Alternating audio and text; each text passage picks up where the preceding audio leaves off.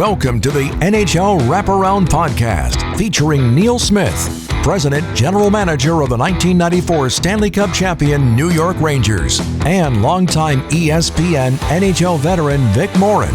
Together, they share no-nonsense opinions on news and issues around the National Hockey League. Whether you're a casual or diehard fan, each episode of NHL Wraparound will leave you more informed. Now, here's your hosts, Neil and Vic. Hello, hockey fans, and welcome to the introductory episode of NHL Wraparound. Vic Morren, along with the President and General Manager of the 1994 Stanley Cup champion New York Rangers, Neil Smith. And Neil, 7 months ago, we started down the path to do a podcast together, and I think I speak on behalf of both of us that we are thrilled to be kicking off what we look forward to being an extended run of discussion on the National Hockey League. Yeah, Vic, it seems like a long time ago, and in some ways it seems like yesterday that we got together on this, two guys that have known each other for many decades, and it just put a light bulb off in both our heads, I think, when the topic came up. It's not something new that I've come up with. I was wanting to do a podcast for a long time, but I couldn't find the right partner, and I'm just thrilled to be doing this with you. And they say in life, timing is everything. And when I left ESPN at the end of June of 2023, you had texted me one night and said, you know, you and I should do a project together. And without really knowing what went into doing a podcast, I said, hey, why don't we try to do one? And here we are. And it's such an exciting time for both of us. And I think that, we're going to share what this venture is all about for everybody. We sure are. And, you know, the thing that excites me about this mostly is that we've got about 75 years of experience between the two of us. And why do we have that? Because we're old. That's why we have all the experience. When you're young, you don't have that. But you know what? We've got very different backgrounds. You, of course, very successful in the media business, broadcast. We met each other because of that, because you were at ESPN and I was with the Rangers. And you know what? We've got a great diversity of thoughts about the National Hockey League, not only how it should be played, not only opinions on how the games go, but also opinions on how it should be broadcast and how it should come through to the audience. And I'm really looking forward to all of those discussions that we're going to have. I think one of the things that intrigues me the most also is that we're both historians of the game, but we both have very contemporary outlooks, and we watch games every night. We talk to each other the next day about what we have seen and what we look forward to as the league continues to evolve and the season progresses along. And I think being able to hit key topics, but also personal stories from the extensive histories that we have in hockey. And I've always believed that in order to appreciate where the game is now, one has to also take a look at where the game has come from. And I think both of us have the ability to bridge those eras together, but we also have a keen insight into looking at where the game is going forward. So for us, the game is the past, the present, and the future. And, you know, one of the most important things that is going to make our podcast unique is the subscriber experience and what is in it for them. And we've just hit on a couple of areas, but, you know, just to expound a little bit further, just talking, you know, in depth about the inner workings of the media and management as it pertained to you working with the Rangers and with some other organizations. You know, one of the things that any good broadcast or podcast has is interesting guests and people that folks want to listen to. They want to hear their opinions. And the Rolodex, to use an old-fashioned word that you and I have, is endless because, again, of long careers.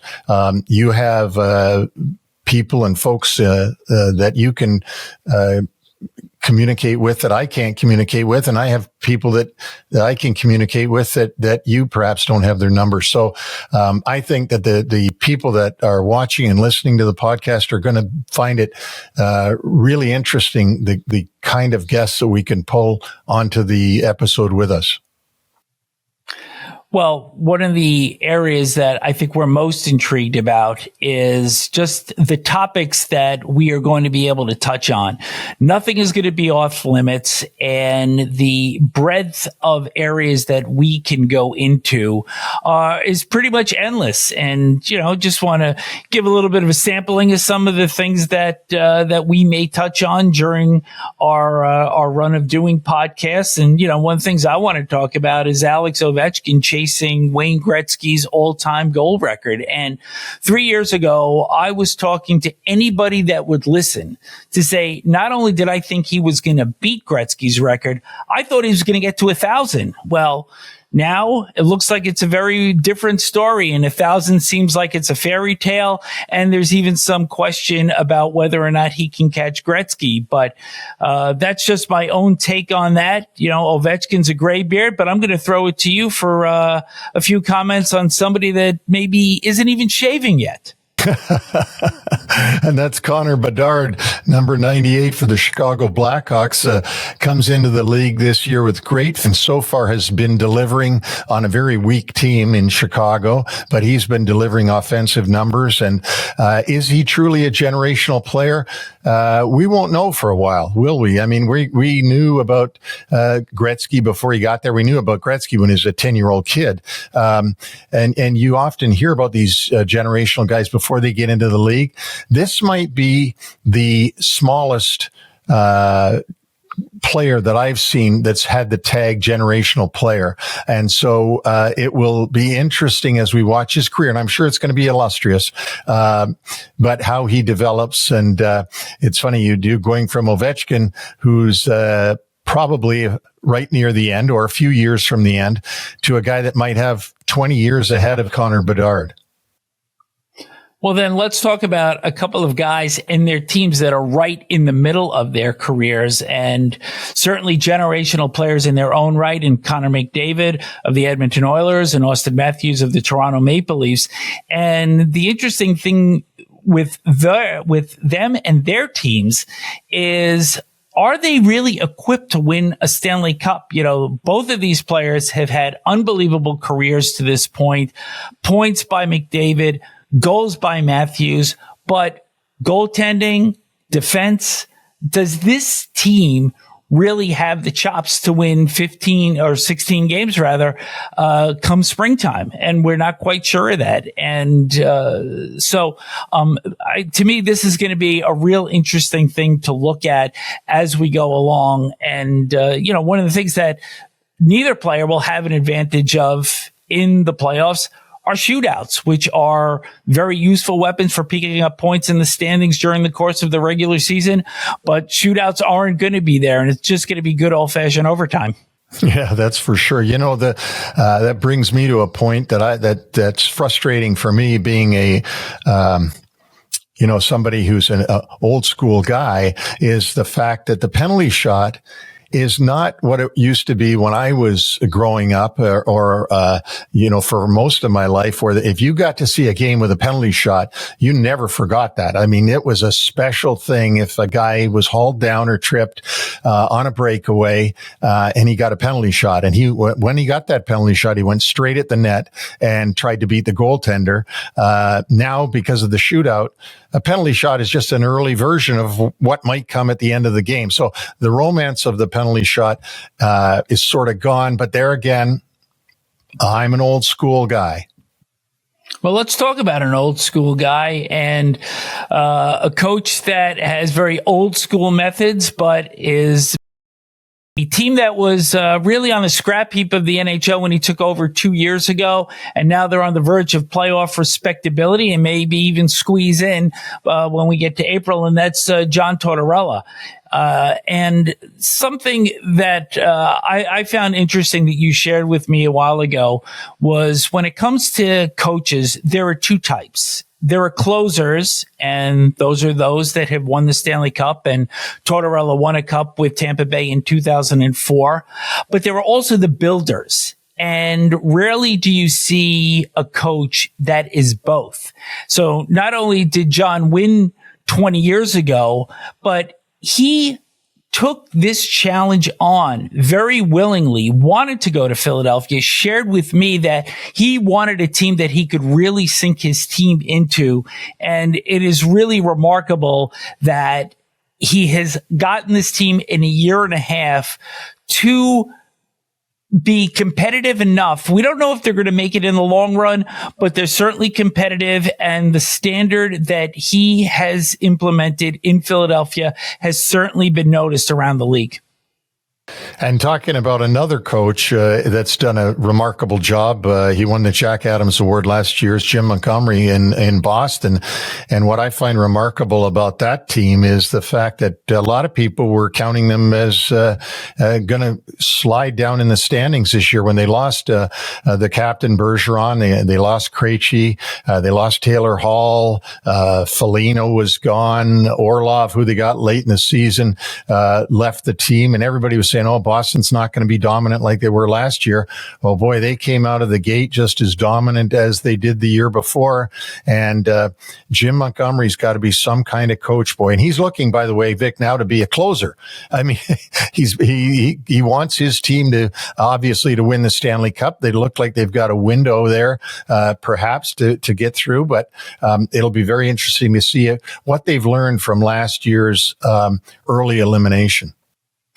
And we're going to certainly see a lot of the Bruins both on ESPN and TNT as the season wears on and we get towards the playoffs. And part of our discussion that we're going to have at some point is the two American rights holders for the National Hockey League. And, you know, I have quite a few folks that I'm still in touch with, mostly at ESPN, a lot of the talent at ESPN, but there's some talent that I know over at TNT as well. And we're going to look at, you know, production styles. We'll talk about the talent and the overall presentations that both networks bring to the fore. So ESPN will have the Stanley Cup Finals this year in the third year of the 7-year deals that the respective networks have. And speaking of which, ESPN had the Stanley Cup final back in 1994 when a certain Ranger team won the Stanley Cup. And Neil, you were a little bit close to that scene.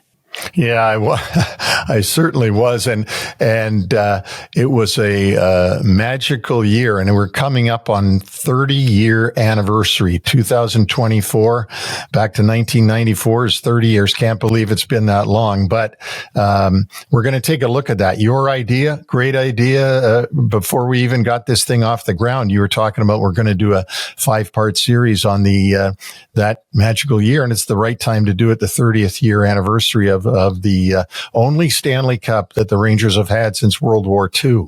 So that's going to be a lot of fun to do. And you know what? Who knows? Down the road, we might start doing special shows on other championship teams as well. And I think that's a really important part for both of us here is we don't want to be stale. We want to constantly evolve the show. And one of those aspects is connecting with our viewers, our listeners, our subscribers, and hearing from them, you know, what do you want to hear? What do you want to learn about? And what do you want us to be discussing on weekly basis? So, you know, to do that, we'll also be introducing new segments during the course of this run. And you know what? As we've talked about, Vic, I mean, perhaps our subscribers, our listeners want to have a mailbag to be able to send in an email, a question. Perhaps we can take questions as the shows go on at some point. We really want to make it so that when you watch and listen to NHL Wraparound, you come away with things you didn't know. If you don't come away with anything that you didn't know before you turned on this podcast, that will be a very disappointing to me personally, and I know to you too. We want people to learn about things that go on in our respective areas that they just didn't know before. So we want to be, entertaining, but also very informative. And that was right at the core when we developed the philosophy for this. And, to be able to work with a blank canvas, to be able to go in whichever direction we want to is so important. And we really are looking forward to it. So as we wind down this introductory episode, we just want to thank everybody for tuning in. And just a reminder that you can find us on Apple, Spotify, YouTube, or wherever you subscribe to your favorite podcast. And don't forget that our first real show drops on Tuesday, January 30th. So please hit subscribe and watch us. And you know what, Vic? I guess this is a wrap. Around. We'll see you next time.